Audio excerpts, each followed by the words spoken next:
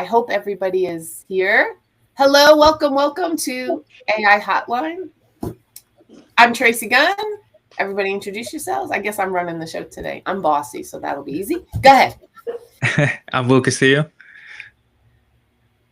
I'm Jamie White. I'm Heather Grizzard. April Elias.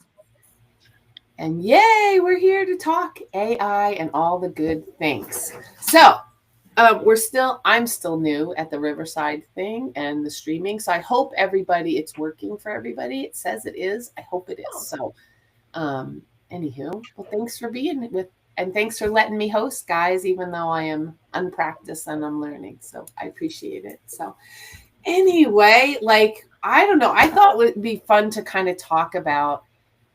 I had this weird AI vibe today from everywhere I went online. There was a lot of this kind of doom and gloom and, just give it a month or two and it's going to take over the world and universal income because people won't have jobs. There was a lot of that today, all about how AI is scary. And I mean, and they're, of course, obviously not focusing because it's the news or whatever, but they're not focusing on all the blessings and benefits, all the ways things will be easier, right? They're focusing instead on all the things that will change, much like, the steam engine right? We're not farmers anymore, most of us, right? But I thought that was I don't know, I just had this really interesting vibe today about that. And all the businesses that are closing and stuff. So not to be a Debbie Downer, but I was it's a weird AI vibe day. So I was glad I was going to talk to you guys all about it. So I don't know. I mean, we don't have a regular cadence yet. Do we want to kind of just talk about what we found was cool this week? What we did? Want to do that? Yeah. Does that sound okay for everybody? All right. You ladies are doing an amazing event this weekend. You want to talk about that? Yeah. Let's do that. Lots to talk about. There's lots to talk about. Okay. I just said to Heather before we joined, I said, we have a Pace Morby schedule today. We're in 3 different states. We're visiting a venue. We're having a cheesesteak in Philly as a first experience for Heather, having a cheesesteak in Philly. We are doing workshop things, banking things, contract things, social media things, and then trying to fit in dinner real quick and then coming here doing a podcast. Yeah, I started off the day with a one-on-one with Pace. So oh my gosh, yeah. Yeah, it was How was it? It was amazing. It was like a marketing masterclass. I kind of I went into a little bit of what I'm doing and more of the visionary versus integrator thing that I struggle with all the time. And he pretty much broke down what it meant to be a visionary and how to market yourself and be really effective and pulling people into your business. And so it was amazing. Wow, congratulations. Yeah. How long did it last? He always posts it only took me 3 minutes to fix everything, I saw that post today. It said 13 minutes. I'm was this call only 13 minutes? Mine was almost 2 hours. Oh, wow. That's amazing. That was the last guy too, had almost 2 hours. I can't remember who it was. It was Matthew Starr. Yes, I think you're right. Yeah. Wow. Someday I'll get my new one. It was amazing. But yeah, we're working on a workbook tonight. So we're really fine-tuning the curriculum for this weekend because it's really been on the fly with a lot of AI and system stuff. It's so customized to different businesses. So we wanted to tailor it to who's attending this weekend. It's amazing. Well, and that's the amazing thing about AI, right? Is that it can be custom. I was on an AI call today and they were talking about the Snow White Disney one bombed, I guess. And when has that ever happened really? Really the worst Rotten Tomatoes. But people are talking about because now you can create your own movies. You can create most people are not sitting for 2 hours and watching a movie. They're scrolling or they're creating a video. With I played with the Google VO this week to right. So but it's becoming all very customizable is the point, right? There's not really cookie cutter things like QuickBooks for everybody. It's going to become very custom. And I think that's kind of what AI, that's one of, I think, the benefits is that it can be really easily adapted to each person. I think that's amazing though. One thing, so I actually launched a project that I've been working on. It's completely AI built. And I launched it this morning. It's called Workflow Waffles. I loved it. It was It's so cool. Yeah, it's super cute, but it was entirely built through AI. Like the concept of it, the imagery of it, the Mhm. design, the website design, the copy, like all of it. And I even had AI come up with the cute little names. And I used Artistly for the images, which is really cool because you can do like reverse prompting. Mhm. So like you can feed it in an image and then it will build a really like intense prompt based on what the image is doing, and then from there you can generate images like it. And it also has consistent character and a couple different features, which is really cool. Yeah, it's super cool. I feel like the theme this week, at least what I've been seeing, has been all around like creating or creators or artists or video and just Mhm. doing them in different ways. And what I saw about the VO3 was because it can get a little expensive if you have it do like the whole thing all at once, but is to chop it up in smaller scenes and then refine the scene, get that perfect, and then move to the next section appears to be the way that people end up loving their projects at the end instead of saying redo the whole thing. So if you've used in video, that can be expensive to do Mhm. that. And so I thought that was pretty interesting that people were chunking it out in scenes. I find it really fascinating that, I mean, it's going so fast. Like there's just no way to even Yeah. keep up with everything. But that like, you know, one week it's Manus and then the next week, like I've been playing with Bolt and Lovable, but like a few months ago, so I haven't come back to Lovable. And I think Heather, you talked about working with Lovable, I think this week. And then I haven't really played with Gemini at all. But then somebody said Gemini's been like really good. And then, and again, just how they just keep one upping each other. And it's like hard to even keep up. And I don't know, it's amazing. And so I'm glad we get to talk about it and play. But I love that you did that, Heather. Like it was really fun and really cute.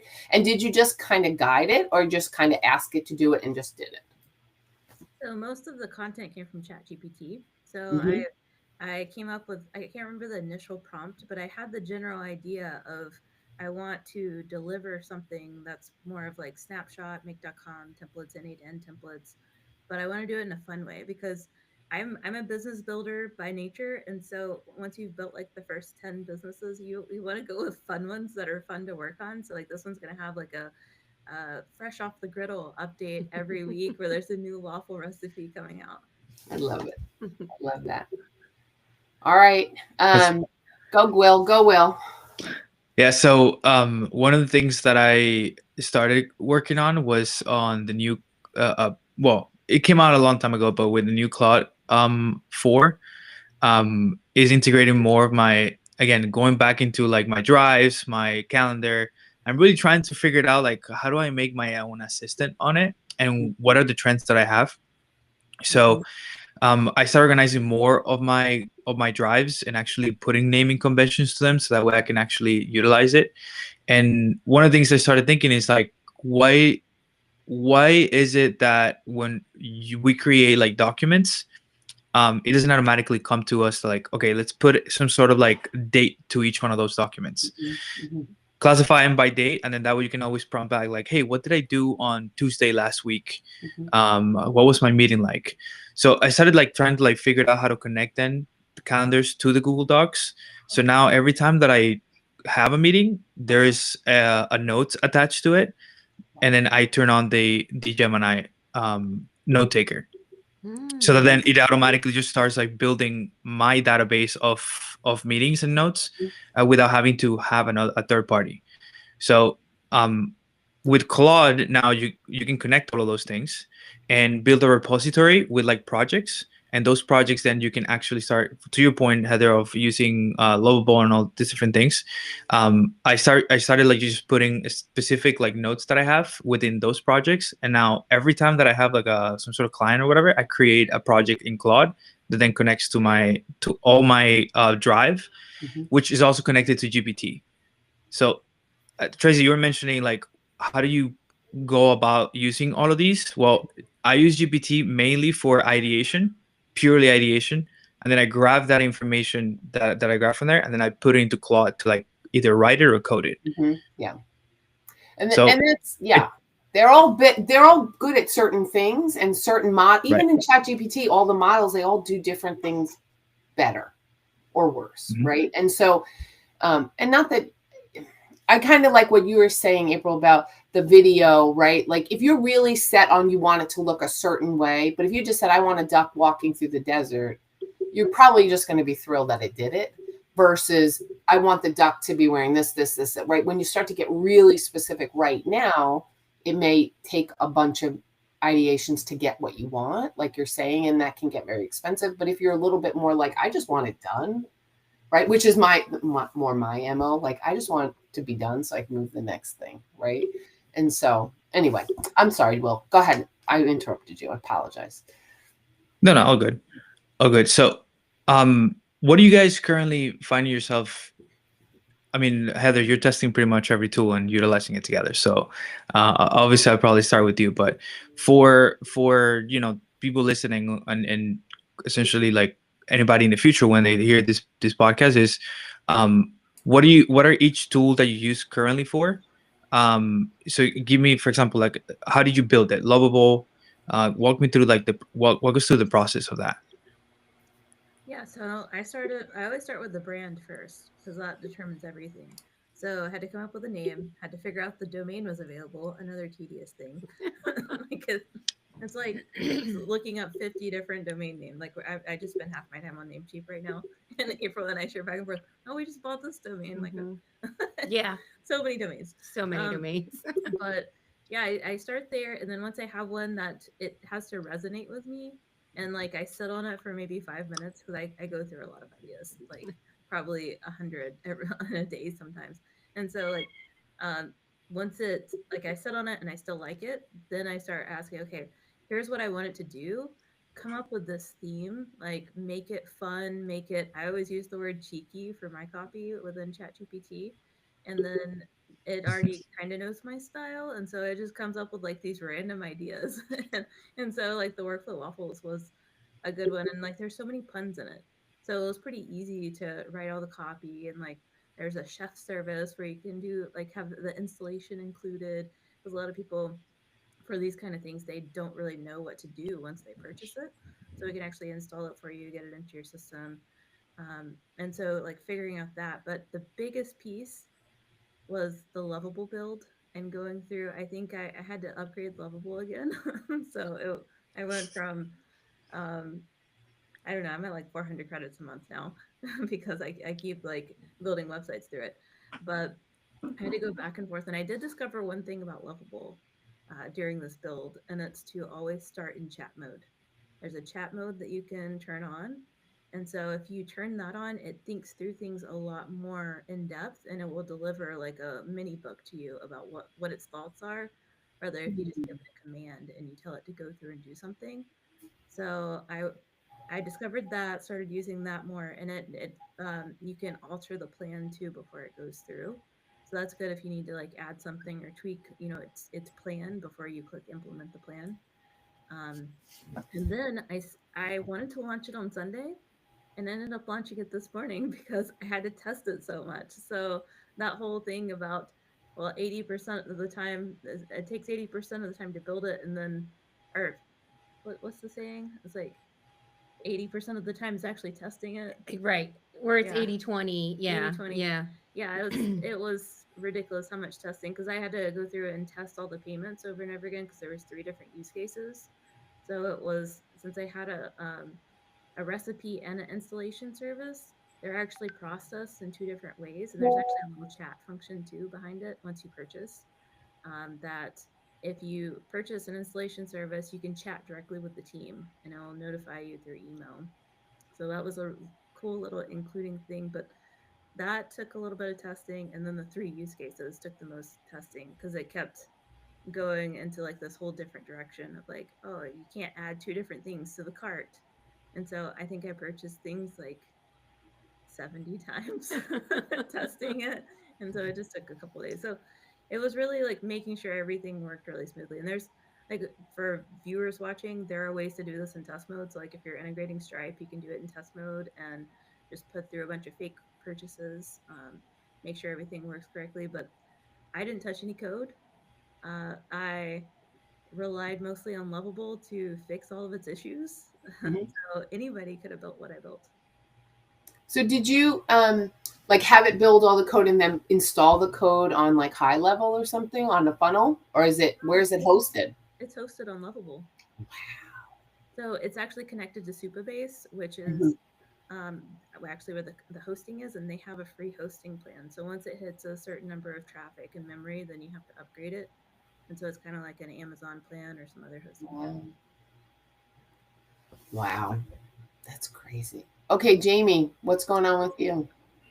I'm mainly in ChatGPT most of the time, but this week I did start playing with Black Forest. I don't know if anybody's used that yet or not.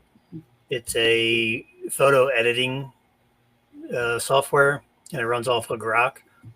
But you can create images in it, but you can also go in and edit existing images. So you can take something existing and go in and tell it what to do and change things around. So I've been playing with that some. Still not sure if I like it yet or not, but it is easier to use than Adobe. So I'll keep playing with it and see what I can find out. But I use ChatGPT a lot to go in and write workflows and basically just a lot of the stuff inside of Go High Level. So I'm in there and it writes a lot of the stuff for me within that. Mhm.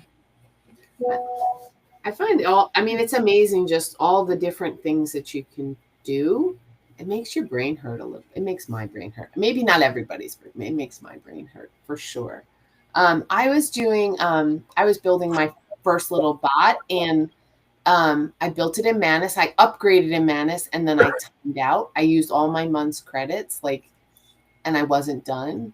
And after 6 hours, I was so mad because it was just the testing. I had to host it. It was working, and then I had to host it, and I didn't know I had to host it. So it's like I'm learning. I mean, know enough to be dangerous, but not necessarily effective. And so, anyway, long story short, I was like, damn it. And what I realized for myself is that instead of fighting it for 6 hours, I should just be happy that I got it 90% of where I wanted it, and then just pay somebody $30 to fix it for me.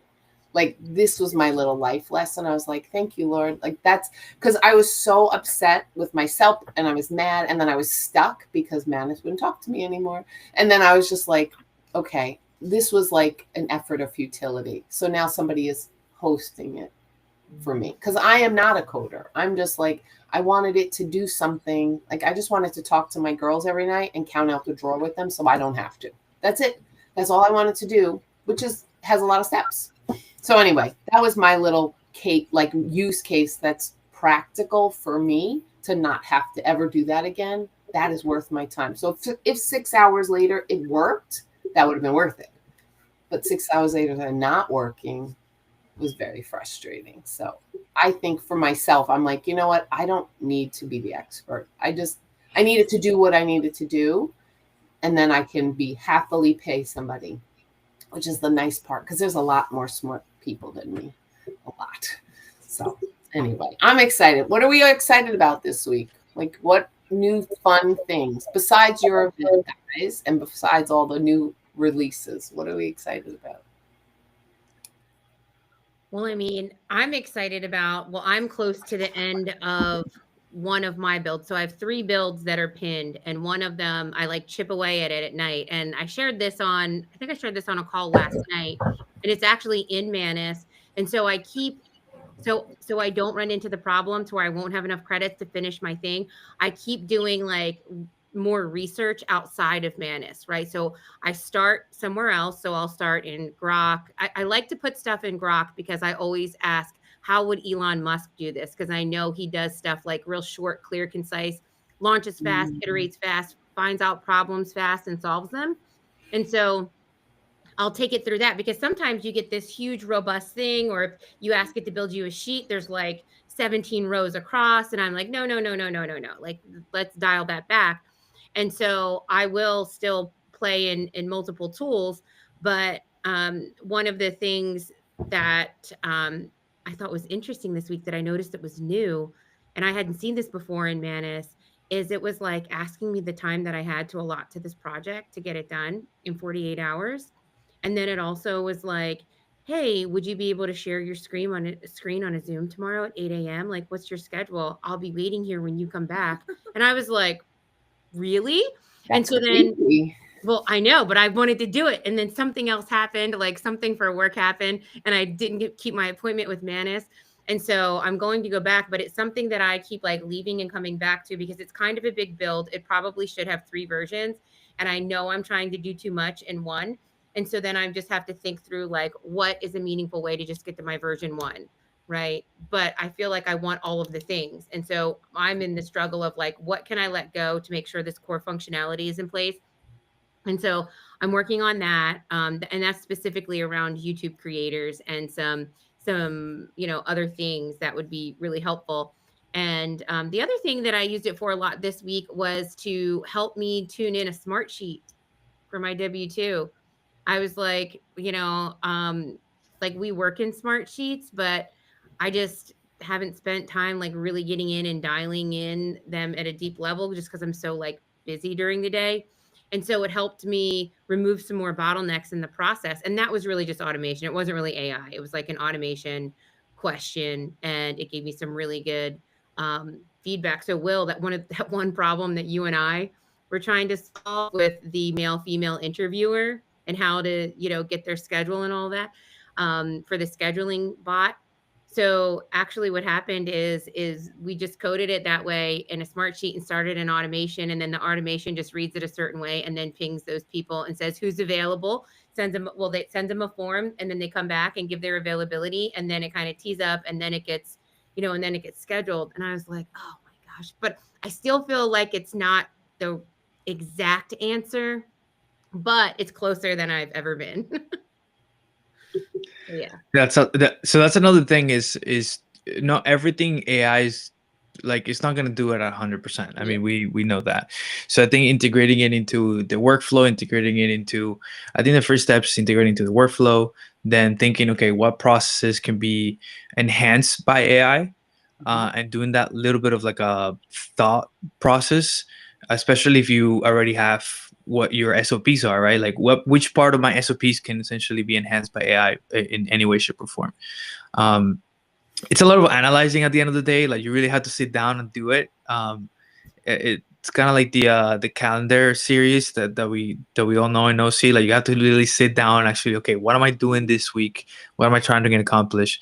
Same case scenario. You should put at least, I would say, 20 minutes a day on doing stuff like that you can then use ChatGPT and like include it. But to that point, April, a lot of people, or at least me, I often like think that I can go into like a Manus, for example. I'm like, let me just ask it this one thing and see if it creates the whole thing.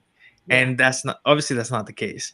So just piecing it out into like small little sections. And I think Heather has mastered this at this point because she's deploying things so fast, is piecing it out in small sections based on the project.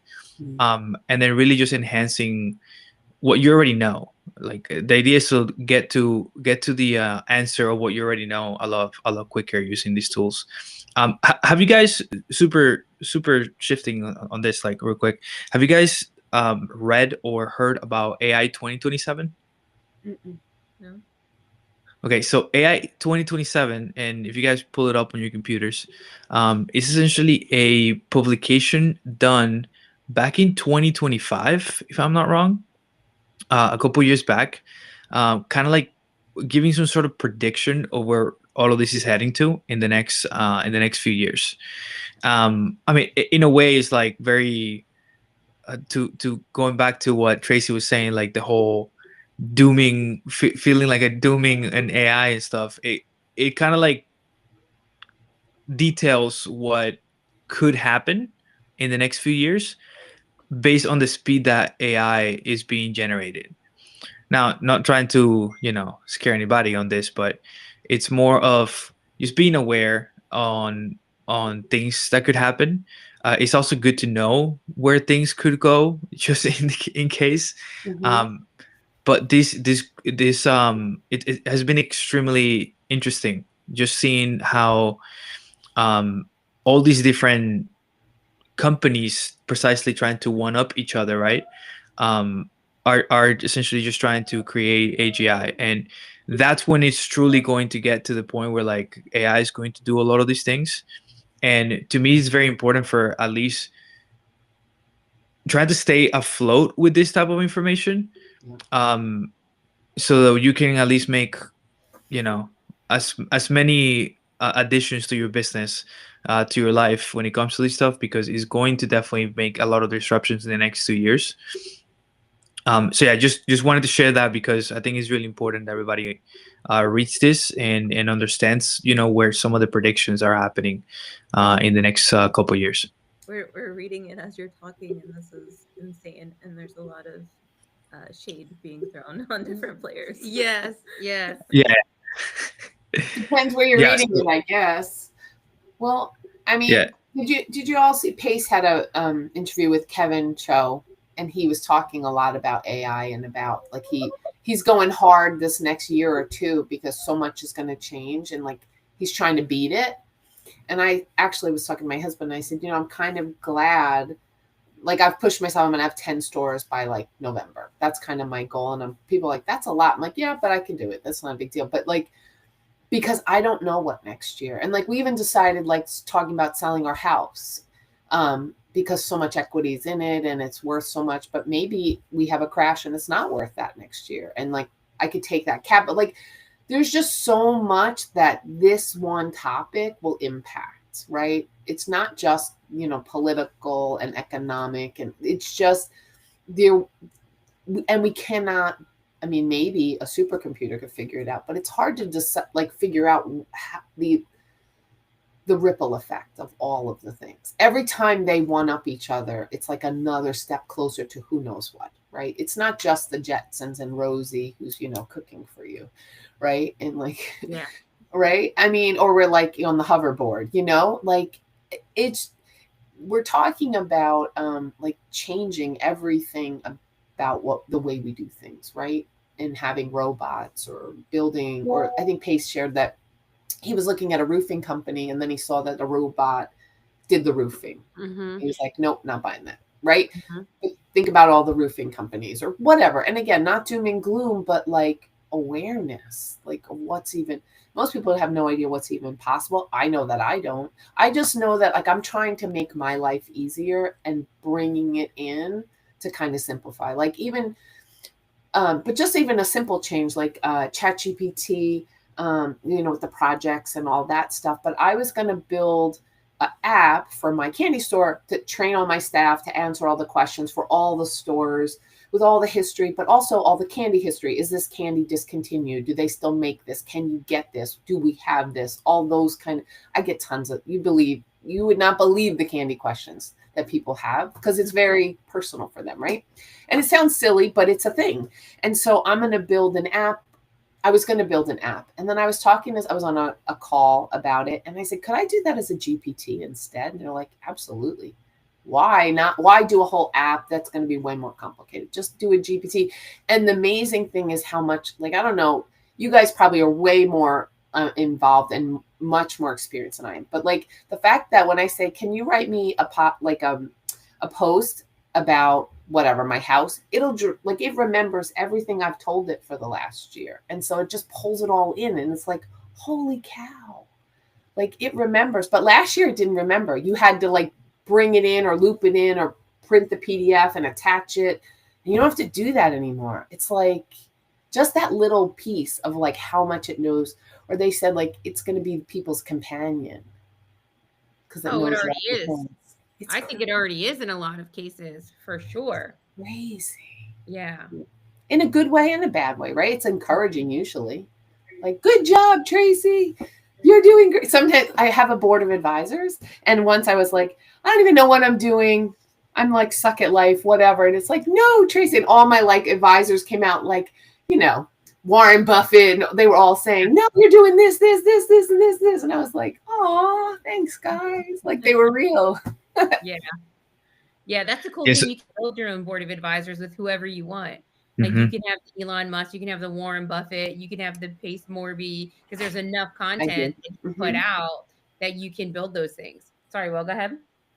No, yeah. So to that point, so this was originally published in April, April 3rd, so about a couple months, and one of the things that it says is literally like mid 2025, the world sees its first glimpse of AI agents. So right now, I think that's page 3 on the PDF or in the scrolls, and yeah, everything is being advertised for now as personal assistants, and that's precisely what I'm using it for. Mhm. So immediately there, like you can prompt tasks. Right now, you can on the OpenAI operator. Okay, you can connect your apps, Instacart, DoorDash. I think there's a bunch of different apps that you can already integrate to that you can already give it commands for it to do for you. I think Expedia is another one. You can ask it to essentially log into your Expedia account and then book a flight to, let's say for you April, like I know you go to Portugal for your properties and your investments over there. You can already tell it to do that for you. Yeah. So that's the initiation of a lot of this, giving it access, more and more access to become more in tune with like our lives. And I think like whoever is kind of like starting off now to create these things, you need a lot of backing to create these type of tools. The trick is like, how do I actually involve it into my business or into my regular life, to make sure that I'm continuing to stay afloat. So I think recently, Go High Level, and Jamie, I think this is a perfect question for you because I know you're more in tune in that. I think Go High Level recently came out with their AI summer, where they're really encouraging this AI this AI integration into people's businesses. So Jamie, what do you think about that, and what have you been doing on the GHL side? So the summer promotions basically giving you 30 days of the unlimited feature for the AI, but it's tying in the voice AI, the conversation AI, the AI automations through all the workflows. So a lot of things that you're normally being charged for every time you use something now can be all put together in a one-time fee, and they're giving away for 30 days. So that's pretty cool. But they also just expanded a lot of things, such as like appointment scheduler. While you're on an AI bot and schedule an appointment, you can also reschedule an appointment now. You can cancel an appointment now. So they're adding a lot of more detailed features into the bots that were not available before, at least not through Go High Level. So it's making it easier and easier to build a lot of the bots that we're using on a daily basis. And then you can also have multiple bots, just like you would have multiple employees. So you can set up a sales person, you can set up a customer service, you can set up an accounting department, you can set up HR department, and you train each one separately. And when you originally call in and you go to talk to someone or you start texting or whatever you're doing, it'll automatically transfer to the agent that's responsible in that area. So it's pretty cool, a lot of the things that it's starting to come out with. Yeah, I remember setting the text chatbots and even the voice AI. We're using different other tools, and now all these softwares are creating that for precisely the ease of doing things. One of the things I'm not afraid, but like essentially that I foresee happening is, well, Facebook right now is making it very easy to now run your own ads, and all you have to stick with is like the creative. And even then, what I think I heard Mr. Zuckerberg talk about how they want to now implement more of the image generation for within Llama, in order for you essentially just ask it what kind of what's your product. You load your product images, and then you submit the ad with your target audience and things like that, and it will create the actual content for you. Now, how far are we from that? I'm not sure, but I can guarantee you something. Those Meta Ray-Bans that he developed, I can guarantee you those things are definitely taking some content into it's stitching out the algorithm. There's a new pair supposed to be coming out in the next month or two. It's in beta right now, and it's like triple of what the ones that are doing today. It's pretty cool. Triple what? What can it do? I mean, I finally used the Ray-Bans that we were gifted. So I was like, I didn't realize I was even recording. Like I just put him on his sunglasses in Key West, but I was like, oh, look at me. I was like, woo. So, but I think, I think there's two camps. Like here we are talking, we're just all the five of us, and I would say Heather's all the way over here, and I'm like all the way over here, right? But then the rest of the world is even further that way from me, right? Like I'm a little bit knowledgeable, right? And I understand I'm trying to say it, but I'm not playing in it. It's just crazy how deep you can go and how much you can do and what it can do. Like that, I mean, is it any wonder, like all of these big corporations are so wildly profitable because they're laying off people because all of these AI agents are taking care of things, right? Remember we used to hate the telephone tree, you get lost in the tree. That probably will never happen again. Like, because the AI bots are taking care of it.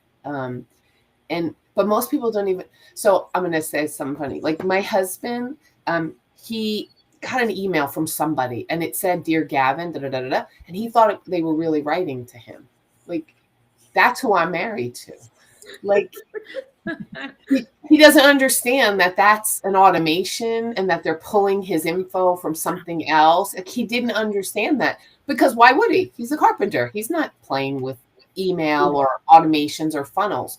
But like, how much of the world doesn't understand that that's not real, right? Which is why they can scam you and all that stuff. But like, think about like this next level thing where they are just saying exactly what you need to hear and all that stuff. It's just crazy when you really think about it. It's an amazing and scary time to live. I don't know. Yeah. I'm in that mode today. It's even like the AI bots that we were just talking about. A year and a half ago, to build an inbound AI bot in Go High Level, it would take me 60 hours. Mm-hmm. And today it takes 20 minutes. Oh, yeah. We did it on a call today. We built a whole funnel, a product, an offer, a funnel, a workflow, all in 45 minutes on a call. He just showed us how to do it. And it was done and working. And then he created the bot and he attached it and everything was done. And I was like, holy crap.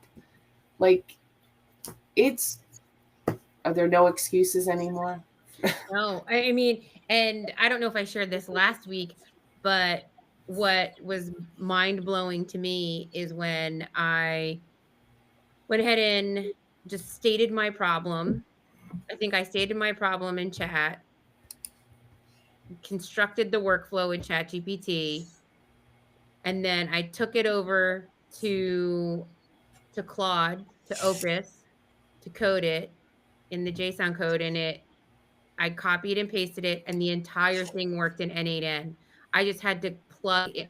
I just had to make sure it was connected to the right places. Like some of it was working totally.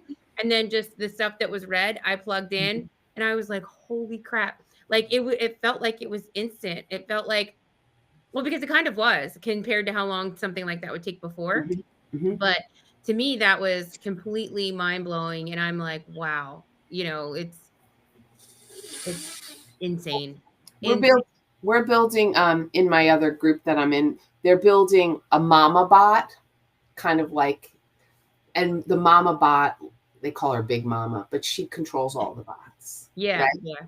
And so it all goes back to her and then she sends it. But it's, and again, obviously the more you do, the more complex, the more things could break and whatever. And they're building it in N8N, which makes my brain hurt. So I'm good. But I just watch because I'm fascinated. Yeah. But I'm like, because you know what? If I wait 2 months, it'll just do it for me. I won't have to learn all that stuff. Well, exactly. That's some of my projects I pinned because of that.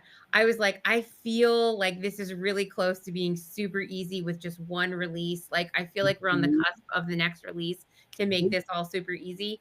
And it happens. And it's because there's that competitiveness in the AI market to where everybody's trying to outdo everyone. And they're literally going so hard to be innovative.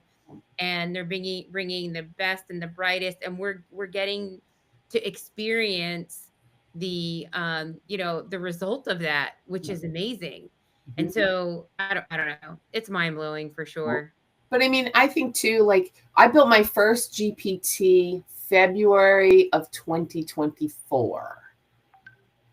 So, and then we attached it by API to, we were using Mintbird, which was like a funnel system, kind of like High Level, but that's what it was. And we had to use the API and it would talk. And it was pretty simple, but like it was pretty laborious to do. It took us a couple hours and a couple days of like walking all of us through it and getting it to do whatever it was going to do. I still have them. They're still in my GPT thing. But like, I'm like, holy cow, now a GPT, like, but I wonder, even in just the community, how many people have never built a GPT? Probably a lot. And did you notice you can't go back and update? Some of the updates don't apply to old GPTs. I tried to update some old ones and you can't do it. It's like it doesn't let you do some things. So the older ones are still cool because I felt like I spent so much time configuring and training that I'm like, I don't want to let it go. And I forget exactly what it was I was trying to do, but I was like, wait a second. Now I have to like start over. But yeah, I think you're right. And I think I did a YouTube video on it like maybe May of 2024 or March of, I don't know. But even then I was like, everybody's going to like catch on to this and see how easy it is. And they're going to do it. And because I started doing it for like my blood work, my, just because I'm like trying to be a biohacker and tune in all my stuff and be like, what supplements do I take when, how long am I under the red light, all the things. And so I tuned it in for that. And so I uploaded my labs and everything. And I was just amazed that it could do that at that time. But it did forget things. Like I was saying, well, I'm trying to eat a certain way. And, I only want to eat clean, or I say I'm trying to do a healthy keto or something. It would forget. It was at the stage where it would like forget. And I'd have to remind and say, oh, yeah, you're right. So, and I think it was the health one that I created that I tried to update now that I think about it. And it's like, no, can't do that. I think the first GPT I made was like, I think I uploaded, Pace's avatar series of like, where do you start in some two? Yeah. I uploaded just the worksheet of like all the avatars. And then I had it create like that people could ask it, like just to start. And I was like, this would be really helpful in Sub 2 because there's so many shiny objects and so many different paths and so many things you could do. I think that was one of the first ones. And again, I was kind of new-ish. That was right before I joined Owners Club. So like that was kind of like the big thing. Remember our first year at Squad Up, they gave us like a whole book with all the avatars in it. Like think about how far we've come just from that. Oh my gosh, so far. But even with the avatars, I feel like when people are new, I feel like the avatars create more shiny objects because they're like, I can do that. Oh, they saw traits of themselves. And probably more than half of the avatars. And then you have an identity crisis. Then you're like, I'm split personality between 12. Yeah. So I don't know. I think if people would just, I think you have like, all the things we're talking about, some of them are overwhelming to me. And I built a GPT a year and a half ago, right? Like, because like, I don't think like, so systematic, and so I find N8N or Make or whatever, I don't always understand it because my brain can't follow the steps, right? I'm like missing something, and I'm just like, yeah, I'm out, like I'm good. But I think a lot of times people, and I think like I'm kind of looking forward to that next little leap because then people will start to ask it. Like I have a client that I'm working with. She's exiting her business. She's 70 something. She installed chat on her phone and she talks. And she calls it Chatty Cathy, which was a doll when she was little. Yeah. Right. I mean, she named it. So that's cool. She's using it, but it's telling her all kinds of things. She's learning, but it was just started. And you know what she did first? She planted her tomato garden. Oh. But I'm saying like, so she has a great business that she's going to sell. She's got to get herself out of, but like, she just started using it in a simple little way. And then was like, oh, on my way to work, I'm going to talk to it, get my SOPs out of my head, format. Like, I think it's just, I think some of that is just like getting people started, right? Even creating a GPT sounds like too much, right? But I think like Pace giving his Pace GPT helps, right? Like just starting the process. Not everybody has to be Heather and do all the things, or Jamie or Will or April, not Tracy. Like, so I'm just saying, like, I think, because that's part of this, right? We're like at the beginning of the wave. For sure. Imagine being in the Industrial Revolution, like, and how it changed the whole world. And I think this is even more than that. We're like, it's fascinating. I don't know. All right. Well, anyway, what do we want to end with? I know you guys have to have a hard stop. Any tips for the week that we want to share? Any good fun things that we should? I think we should end with like something people should go try. Oh, I have something. You yeah. Go first. No, you go first. You have one, so go. Okay. So I noticed in Perplexity, I didn't see like an announcement or anything on it. And so I don't know how new it is, but I'm in Perplexity every day. But I noticed in one of the options, at least on the desktop, that you can link to a bunch of different models now. And I hadn't noticed that before. How long has that been there? I think pretty recent, but you have the paid version, right? Yeah, I have the paid. Well, I have. Yeah. Well, I was on my work computer and I have it installed on my desktop on my Mac here. And then I was looking stuff up today and I was like, wait a second, like what's all this? All these things are now available. And I just hadn't noticed that before. So I would encourage people to play around with that because I'm going to go in and play around with that. I saw it connected to Grok, to Claude, to Chat. Like I was like, what? So yeah, to me, the here's my workflow or stack. As I said previously, ChatGPT for ideation or help me, just create. I like it for it to hallucinate precisely because it becomes more creative. Claude for writing or coding, definitely for sure those two. I also use GPT for image generation. Although Midjourney, it's better at like the initial image, but GPT is more for like detailed changes. And then Gemini for research, and then I combine it with ChatGPT for research. So how you can use it on your day-to-day basis is just figure now that you know kind of like a what to use what, right? It's creating a workflow for yourself. Before we used to go Google, search for the answer in Google, and then go through different listings, right? Then people will go. Reddit was a topic last week. People will go to Reddit or they will go to Facebook to like try and find information from like forums or groups and whatnot. Now you can do all of that with just Perplexity. So figuring out like what you want to do and then creating a workflow around it, it's going to be like how you actually get to use this. So find one first, definitely stick to that one, and then start using the other ones. Even in the free versions, they're extremely helpful. Oh yeah. Oh yeah. Jamie, give us a tip. Give us something to do. Whew. I'm still playing in Sora, which I know everybody doesn't have access to, but being able to create the videos with the different things, that's getting really fun. What I have found is it's terrible with text. So it's really good with the image and video generation.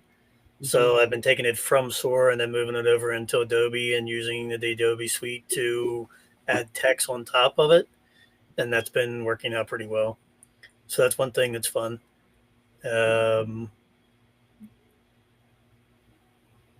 that, I just, again, been in ChatGPT and playing with that a lot. I started playing with Codex last week and got lost. I didn't get anywhere yet. Maybe Heather can help me with that one. All right. Go ahead, Heather. That's where I'm at. All right, Heather. I haven't been in Codex yet, but I'm going to check it out. It's still on my list to get into N8N. I got distracted by waffles, but on my list of things to try out is I found a prompt today, and just like I guess structuring prompts like this. So I'm working on my personal brand. That's like a big thing that I'm undertaking. So this is the prompt that I need to sit down and actually think through, and it's act as a personal branding strategist. Ask me tailored questions to clarify my niche, expertise, passion, and audience. Then create a clear positioning statement that frames me as the go-to person and blah, blah, blah. So like using that structure of you are this, ask me clarifying questions, and then go out and create this thing. It means you don't have to have all the answers. It can be like a guided, almost like workbook style, where you can go through and just have a more clear picture that you're imparting into this AI, and then you get a better result. Nice. And then put it in Manus. Figure all that out first. That's amazing. I think it's a great prompt. I think so I was on a call this week and they were talking about Pinterest. And it was talking about creating. So it was, this other one with Perry Belcher. And so basically he was taking, and April, you would probably appreciate this. It was talking about creating a job description for a Pinterest expert.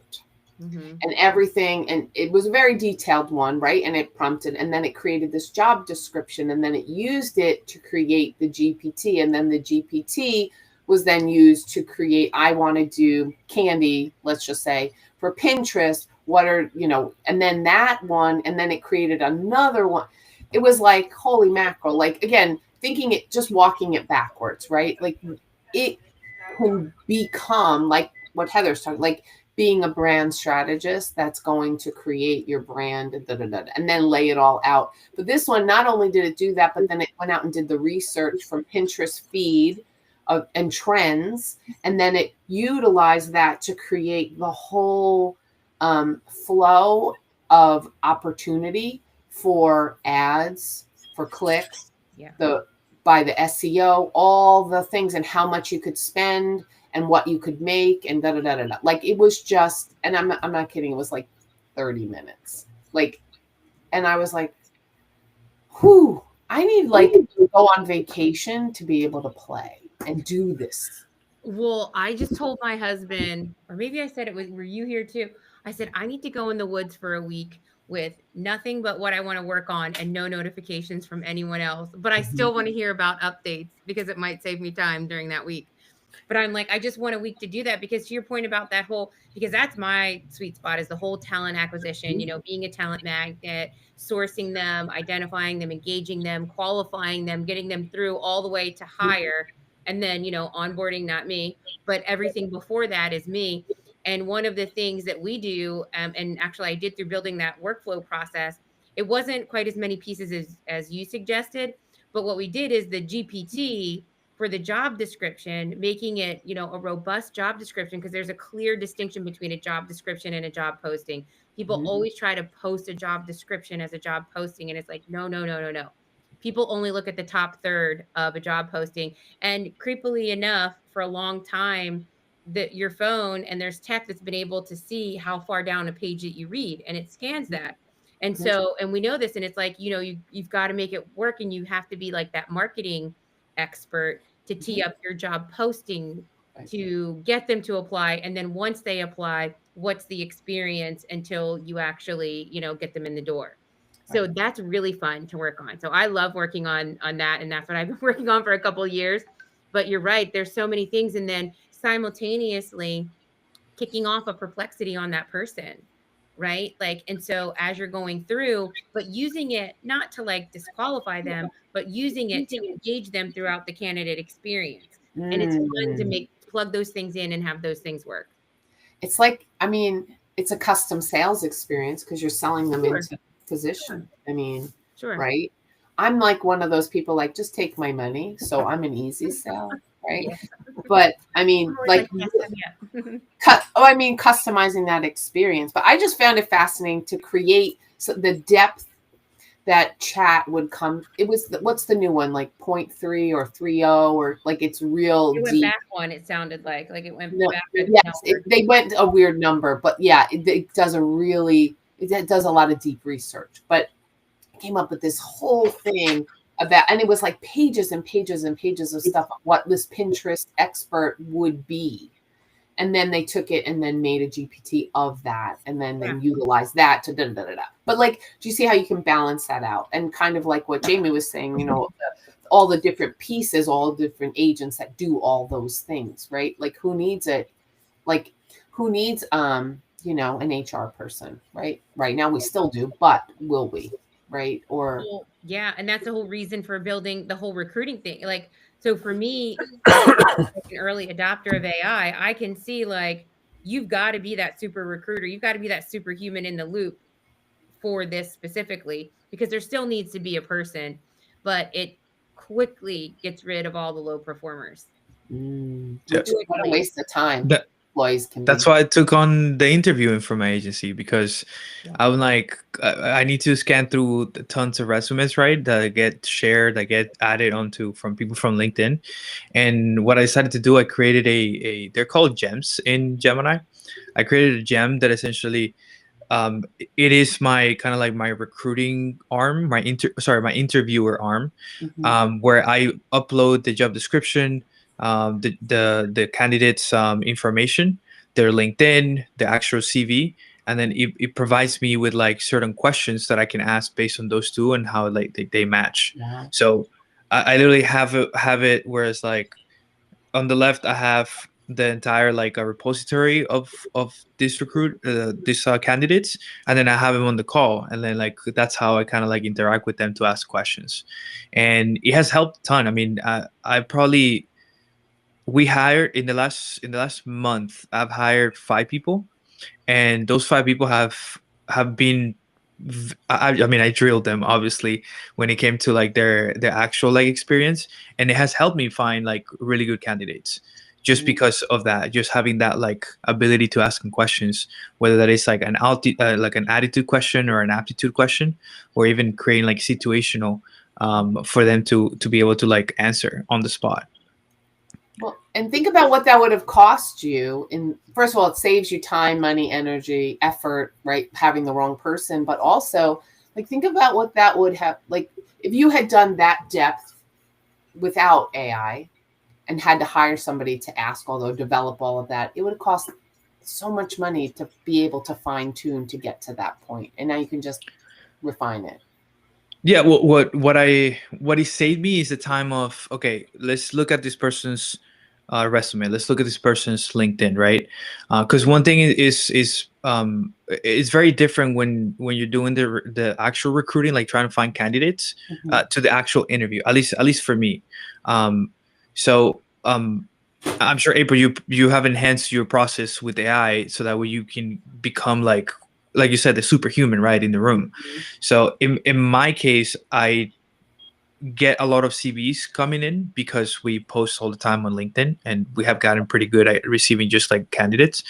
But normally that would have taken my team. They would have taken probably like an hour or two just to prep for these meetings. And sometimes they go into these meetings, into this interviews, not ready, not prepared. Mhm. So I showed them like I'm gonna build the process so that way anybody, mainly in terms of like we don't have an HR department. We kind of like do the interviews like by the team members that are going to be working directly with that person. So instead of them having to be on a call, then I can just be on the call myself and literally prep within like 20 minutes before the call. So now it becomes so much faster. Before you take an hour to prep for the call, see who the person is. If the recruiters, for example, or the recruiting agencies wouldn't send me like an entire like profile on them aside from their CV, then I will have to go and look them up on LinkedIn, see what they do. Become a little bit of a stalker just to know who I'm dealing with in that call, and then be able to provide like or ask the right questions. Well, Yeah. And I mean, the wrong hire is so painful.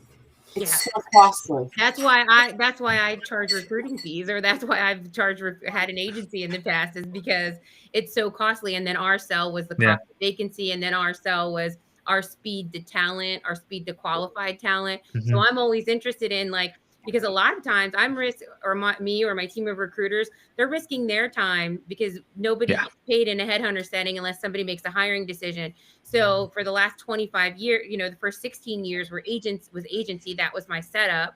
And then the last, I don't know, 8 years I've been in management consulting, in the corporate management consulting talent acquisition space.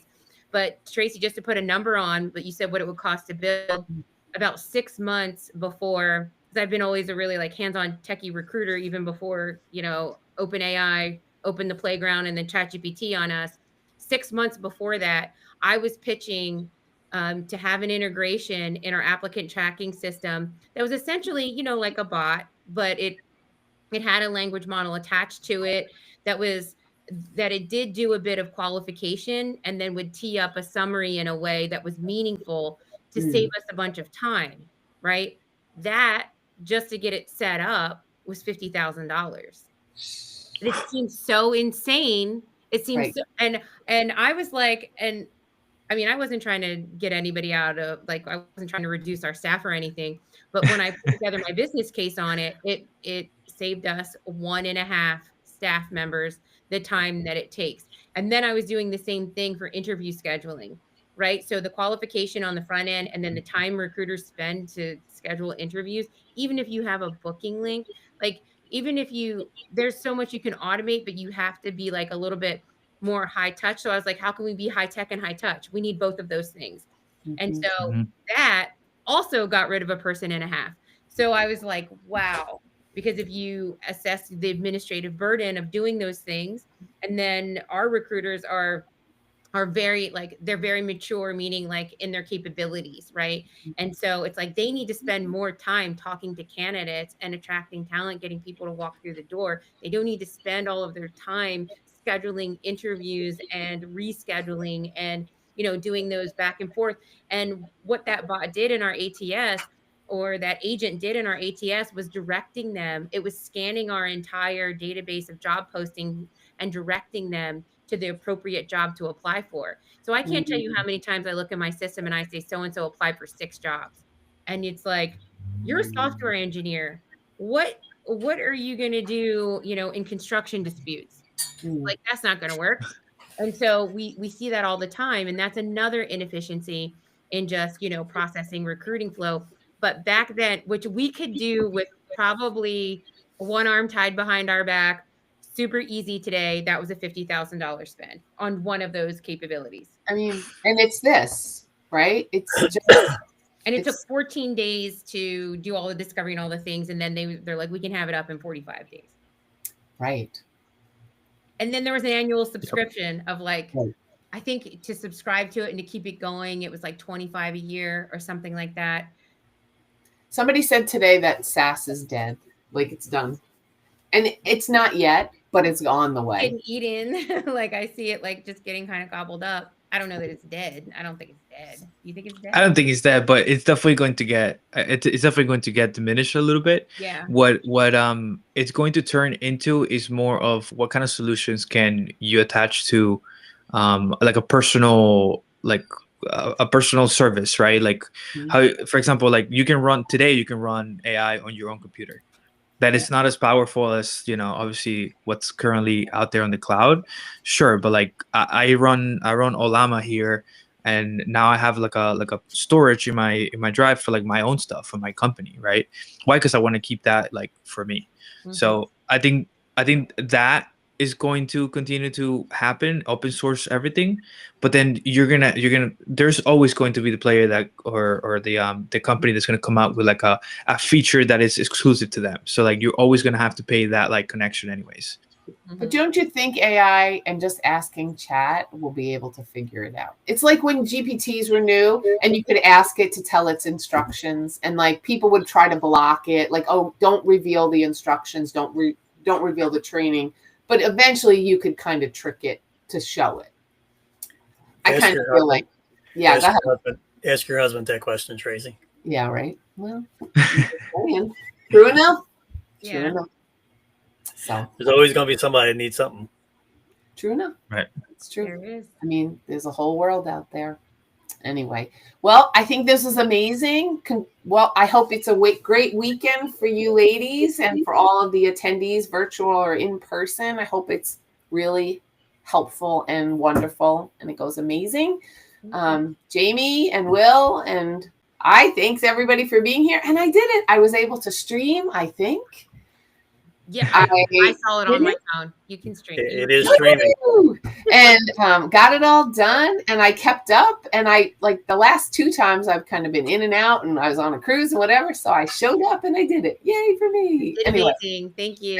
Thank you guys for all being here. Thanks for watching the AI hotline, and we'll see you next week, guys. See you next week. Great. Thanks, everyone. Next week. Stop. Okay. Don't